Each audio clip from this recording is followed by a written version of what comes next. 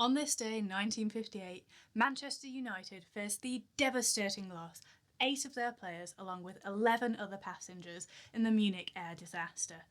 In this video, I'm going to take a look at what happened and how the club recovered. Manchester United have been playing against Red Star Belgrade. It was a European Cup match in Belgrade, then Yugoslavia, now Serbia. The result was 3-3, with Dennis Violet scoring 1 and Bobby Charlton 2 for Man U. The team were known as Busby's Babes in honour of their manager, Matt Busby. They boarded British European Airways Flight 609 the day after the game.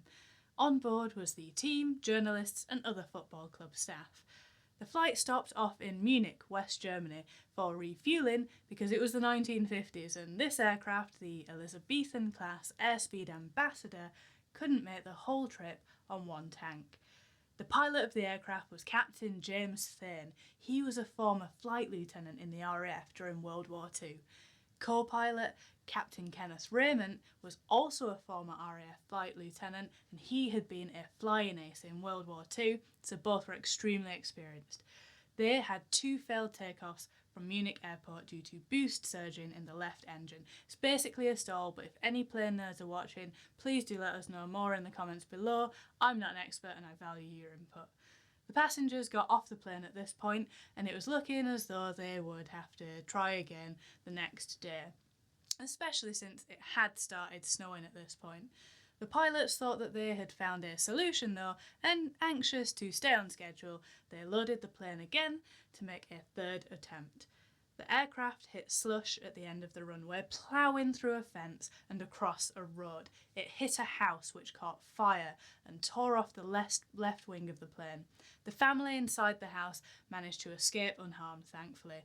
But the tail of the plane broke off, the left side of the cockpit hit a tree, while the right side hit a barn with a fuel truck inside, which promptly exploded. The plane was on fire. Captain Thane was able to get out and extinguish the fires before they reached the freshly filled fuel tanks. But Captain Raymond was trapped in his seat and he would ultimately die from his injuries in hospital 5 weeks later. Of the 44 people on board, 20 died in the crash.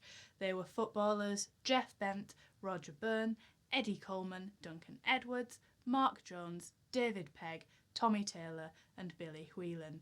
Club secretary Walter Crickmer, chief coach Bert Worley, trainer Tom Curry and journalists Alf Clark, Donny Davis, George Follows, Tom Jackson, Archie Ledbrook, Henry Rose, Eric Thompson and Frank Swift. Johnny Berry and Jackie Blanchflower were both so badly injured that they were forced to retire from football altogether. Manager Matt Busby was so badly injured that he was read the last rites twice. He spent over 2 months in hospital.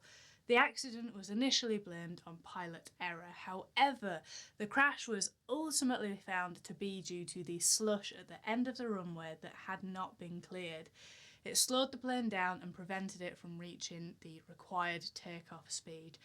Nevertheless, the German authorities still tried to take legal action against Captain Thane as they claimed that he didn't properly de-ice the wings.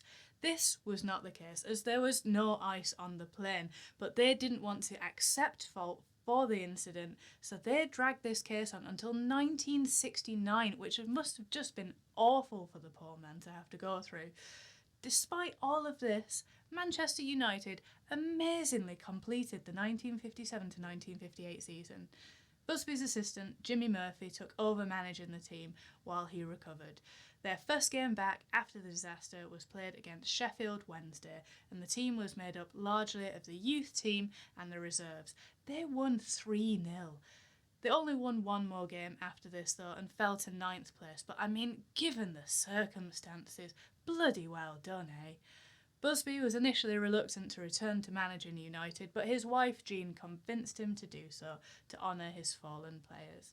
He returned to his post the following season, which he served in until 1969 and is widely considered to be one of the best football managers of all time.